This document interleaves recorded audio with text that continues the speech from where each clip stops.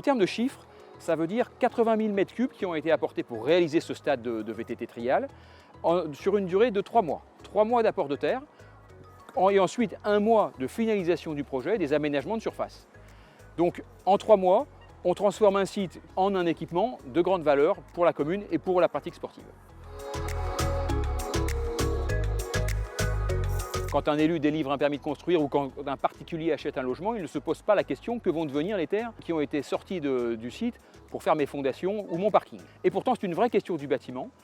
En Île-de-France, environ 10 millions de mètres cubes de terre chaque année bougent de cette manière-là. Il faut leur trouver des usages.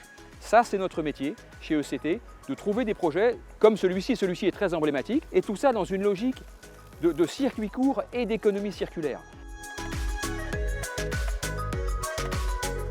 Pour un projet de cette nature, ECT est force de proposition. Mais nous ne sommes pas experts de l'aménagement final et donc nous co-concevons avec ceux qui sont experts.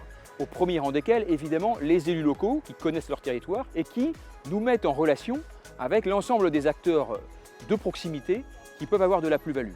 Dans le cas présent, le club ORC a été un interlocuteur indispensable et grâce à eux, nous avons pu concevoir très finement les équipements dont ils avaient besoin.